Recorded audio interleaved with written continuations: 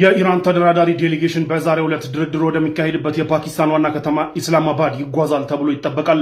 በፓኪስታን የኢራን አምባሳደር ሰውዬ ናቸው እንግዲህ ይህንን ያሳወቁት። ዛሬ ተደራዳሪዎቹ ዴሌጌሽኑ ይመጣል ብለው አሳውቀዋል።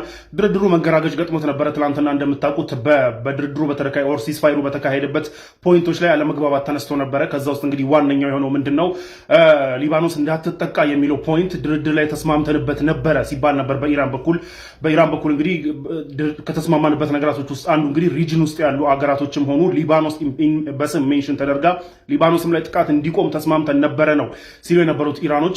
እነ ዶናልድ ትራምፕ ደግሞ ኖ በዚህ ጉዳይ አልተስማማንም፣ ይሄ ሌላ ራሱን የቻለ ሌላ ጉዳይ ነው፣ በዚህ ጉዳይ አልተስማማንም ብለው ዶናልድ ትራምፕ ክደዋል።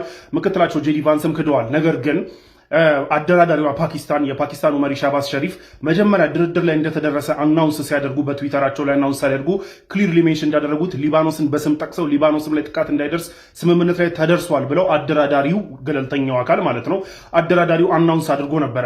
እስከ አቶ ቢኒያም ጥቃቱን እስኪከፍቱ ድረስ ግን ይሄ ስህተት ነው ያለ የአሜሪካ ኦፊሻልም አልነበረም። ተደራዳሪዎቹ እነ ጄዲ ቫንስም እነ ዶናልድ ትራምፕም ሲሉ አልነበረም። እንደውም ፖስት ሼር ሁሉ ሲደራረጉ ነበረ። ነገር ግን አቶ ቢኒያም ዶናልድ ትራምፕን ዞር በል ብሎት በራሱ ጥቃት መፈጸም መቀጠሉን ተከትሎ አቶ ቢኒያም ከኔ ቁጥጥር ውጭ ወጣ ምናምን የሚባለው ነገር እንዲወራበት አልፈለገም። ዶናልድ ትራምፕ ክዷል። ነው በዚህ ጉዳይ አልተደራደርንም ብሎ ክዷል። ብዙ ጊዜ ዶናልድ ትራምፕ በዚህ ሲተች አይወድም። ቢንያሚን ኔታንያሁ መቆጣጠራችንም ተብሎ ሲተች አይወድም እና ያ ሊሆን ይችላል።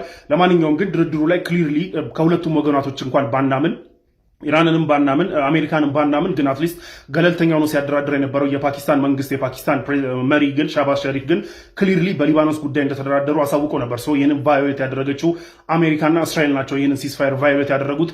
ለማንኛውም ይህንን ተከትሎ ኢራን ከፍቷ የነበረውን ሁርሙዝ ኢሚዲየትሊ መልሳ ዘግታለች። ሲጀመርም ጦርነቱና ድርድሩ እዚህ ሌቭል ድረስ እንዲደርስ ያደረገው የሁርሙዝ መዘጋት ነው። ሁርሙዝ መዘጋቱ አሁንም ቀጥሏል። ስለዚህ ሲስፋየሩ ጦርነቱ መመታታቱ ቀረ እንጂ ለዓለም ህዝብ ግን በአጠቃላይ ሁርሙዝ መዘጋቱ ስቲል ጫናውን የሚያስቀጥለው ሆኗል ማለት ነው።